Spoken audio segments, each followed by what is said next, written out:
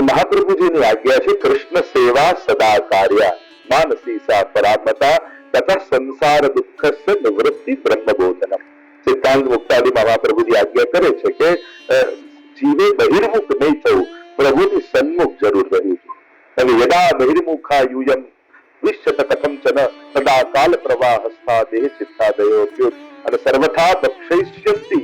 મહાપ્રભુજી શિક્ષા શ્લોકી પોતાના અંતિમ ગ્રંથમાં આજ્ઞા કરે કે જો બહિર્મુખ થશો તો કાલના પ્રવાહમાં વહી જશો. એટલે સન્મુખતા જરૂર રાખે. હવે આપણી વ્યસ્ત જીવનમાં, વ્યસ્ત લાઈફમાં જે લાઈફ સેટલ કરવાની હોય, જોબ સ્ટાર્ટ થઈ હોય, રજા મળતી ના હોય, ટાઈમિંગ પણ બહુ જ લાંબા હોય અને એવા ટાઈમે વૈષ્ણવને એમ થાય કે અમારા વડીલોને ત્યાં અમે સેવા જોઈતી, અમારા મમ્મી સેવા કરતા ઇન્ડિયામાં, અમે અહીંયા યુએસએ માં આવ્યા અને હવે કેમ કરીને પહોંચવું.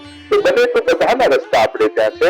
બને તો કોઈ ચિત્ર સ્વરૂપ કોઈ વલ્લભજી પાસે ચણસ્પર્શ કરાવીને પધરાવી લેવું, યા લાલનનું સ્વરૂપ પધરાવવું, એક નાનકડું મંદિર અથવા ઝાંપીથી રાખવા, ઘરમાં કોઈ એક જગ્યાએ રોજ માતાજીને 3 તાળી પાડી જગાડીને યત્કિંચિત જે કંઈ પણ શૃંગાર તમે ગુંજા માળા કે ચંદ્રિકા કે ધરાઈ શકો એ ધરાવવા, પછી કટોરી મિશ્રી રાખવી, ભોગ ધરવી.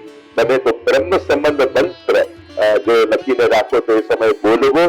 એ બોલી ઠાકોરજીને 5-7 મિનિટ મિશ્રી આવે, ભોગ આવે ત્યાંથી ટેરો લઈ યમનાસ્તક મંગલાચરણ સર્વોત્તમ આદિના પાઠ કરી શકો તો એ કરવા અને પછી મિશ્રી ચડાવી શૃંગાર વડા કરી ઠાકોરજીને પડાવી દેવા. આટલો પણ મિનિમમ ક્રમ જો તમે ઘરે કરી શકો તો તમારી સન્મુખતા બની રહેશે.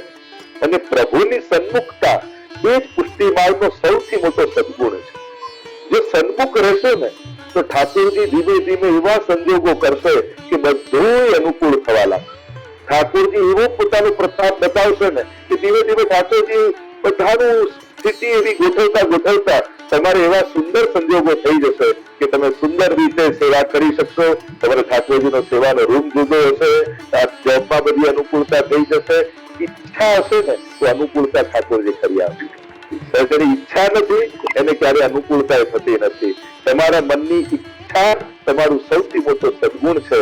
અને એ મહાપ્રભુજીના વચન છે કે જે ઠાકોરજીની આ મનોરથ મનમાં રાખે છે સેવાનો, એને અનુકૂળતા ઠાકોરજી કરી આપતા હોય છે.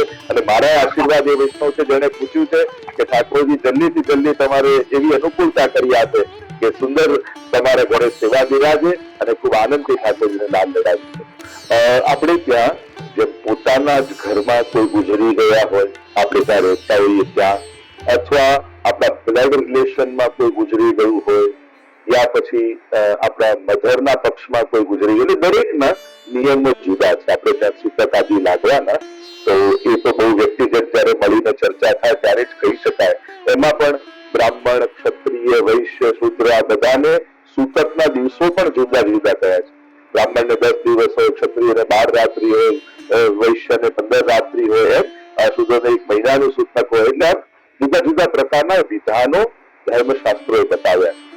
અને એ પ્રમાણે કારણ કે આ બહુ જ પર્સનલ, કારણ કે શું થાય કે આમાં એ ક્યાં કઈ રીતે રહે છે, કયા સગા પહોંચી ગયા છે, આ બધાનો જયારે વિચાર કરીએ ત્યારે જ આનો સાચો જવાબ આપી શકાય. પણ આપણા જ ઘરમાં જેમ હોય તો મને તો 1.5 મહિના સુધી આપણે ત્યાં નથી પધરાવતા યા એ પ્રકારની સેવા જયારે નથી કરતા. બીજે જ્યાં સુધી એમ તો પહેલા કહેતા કે વિધિ બધી પૂરી થઈ જાય, પણ હવે જેમ વર્ષી વહેલી વાળી રહે છે એટલે પછી વહેલા સેવા કરતા. પહેલા તો એવું હતું કે વર્ષ સુધી નહોતા કરતા, જેમ કોઈના હસબન્ડ પહોંચી ગયા હોય, વર્ષી વાળવાની બાકી હોય એટલા માટે રાહ જોતા કે વૈદિક કર્મો બધા પૂરા થઈ જાય પછી આદિક દૈવિક કર્મો, સેવાના કર્મો શરૂ થાય. પણ હવે વિધિ વહેલી કરી લેતા હોય તો વર્ષી વહેલી વાળી લેતા હોય એટલે વલ્લભકુળ પણ એ રીતના આજ્ઞા આપતા હોય છે વહેલી. પણ આ પ્રશ્ન ખૂબ જ વિસ્તાર વાળો છે અને ખૂબ જ પર્સનલાઇઝ કે વ્યક્તિગત એની ચર્ચા કરી એને જાણી અને પછી જ એના માટે કહી શકાય. અને સનાતન કોઈ એક આન્સર ન હોઈ શકે. એના સંજોગ, પરિસ્થિતિ, અવસ્થા, એના બધા જ જોઈને જ પછી આનો આન્સર આપી શકાય. પણ આપણે ત્યાં જે વિધાન છે એ વિધાનને આપણે આદર આપીએ છીએ, રિસ્પેક્ટ આપીએ છીએ. ધર્મશાસ્ત્રોએ જે નિયમ બતાવ્યા છે એને પાળવાની મહાપ્રભુજીની આજ્ઞા છે. મહાપ્રભુજી કહે છે શાસ્ત્રમ અવગત્ય મનોવાગ દેહી શ્રી કૃષ્ણ સેવ્ય. શાસ્ત્રને જાણી મન વાણી કર્મથી સેવા કરો. એટલે ધર્મશાસ્ત્રો જે આજ્ઞા કરે છે એ આપણા પુષ્ટિ માર્ગમાં બહુ સ્ટ્રિક્ટલી ફોલો થાય છે. એટલે ઘણી વાર લોકો એને પુષ્ટિ માર્ગ જ માની લે છે. ખરેખર આ ધર્મશાસ્ત્રો હિન્દુ ધર્મ માટે છે, ખાલી પુષ્ટિ માર્ગી વૈષ્ણવ માટે નથી, પ્રત્યેક હિન્દુએ પાળવાના છે. જે નિર્ણય સિંધુ ધર્મ સિંધુ ગ્રંથોમાં બતાવ્યું છે કે આચાર વિચારની બધી વ્યવસ્થા એ સમસ્ત હિન્દુઓ માટે છે. પણ પુષ્ટિ માર્ગના લોકો ટેક્સને વધારે ફોલો કરે છે, આપણે બુક્સને વધારે, શાસ્ત્રોને વધારે માનીએ છીએ, એટલે લોકોએ પછી આપણા ઉપર જ દોડી દીધું છે આ બધું પુષ્ટિ માર્ગ. આ પુષ્ટિ માર્ગ નથી, આ હિન્દુ ધર્મનું છે અને પ્રત્યેક હિન્દુ માટે આ નિયમો છે જે આપણે પાળીને અને એનો વિવેક જાળવવો. આપણે ત્યાં આરોગ્ય માટે, શરીર માટે, મન માટે, બુદ્ધિ માટે એવા અનેક પ્રયોગો, એવા અનેક મંત્રો, એવા અનેક કવચ, એને વિશેષ રૂપે કવચ કહીએ, નારાયણ કવચ આદિ કવચોનો પણ ઉલ્લેખ ભાગવતજીમાં છે. એટલે ભાગવતજી અનુસાર પણ એવા અનેક સ્તોત્ર પાઠો કહેવામાં આવ્યા છે. એ કરવાથી એક જીવને શાંતિ થાય છે. પણ ઘણી વાર જોવા જઈએ તો જયારે આવા ટાઈપની ડિસેબિલિટી હોય ત્યારે એ બાળક કે વ્યક્તિ કરતા જોનારને વધારે દુઃખ હોય છે. ઘણી વાર એને તો કઈ નથી હોતું, એ તો નિર્દોષ નિર્લેપ હોય છે, એને કઈ નથી હોતું, એની મસ્તીમાં હોય, એને કોઈ રાગ દ્વેષ ક્લેશ કઈ ના હોય. પણ ત્યારે એના મા બાપ કે એના સ્વજનો જોતા હોય ત્યારે એને વધારે ક્લેશ થતો હોય. એટલે ઘણી વાર એ પાઠ કરવા માત્રથી એ માતા પિતાને મનમાં શાંતિ મળે.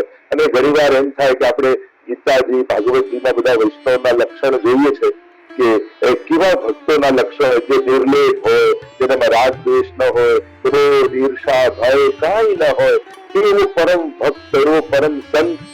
તો એમ કહું છું એવા તમે બહાર ગોતવા જાઓ છો, પણ જો તમારું આવું બાળક છે તો તમને નથી લાગતું કે પરમ સંતોના લક્ષણ એની અંદર છે, કે જેને કોઈ રાગ નથી, દ્વેષ નથી, ક્લેશ નથી, ઈર્ષા નથી, કોઈ દુર્ગુણો જેની અંદર નથી. તો ક્યાંક ભગવાને પોતાના આવા સંતની, આવા ભક્તની સેવા તમને આપી છે. એવો ભાવ રાખી અને એની સાથે રહો તો એ સેવા ભાવનાને કારણે તમને શાંતિ મળશે, આનંદ મળશે અને બાળકને વધારે ઊંઘ પડવાથી એને પણ શાંતિનો અનુભવ થશે.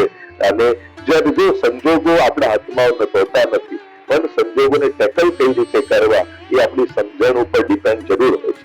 અને એટલા માટે નબળા સંજોગોમાં ઉત્તમ સમજણ બહુ કામ લાગે છે.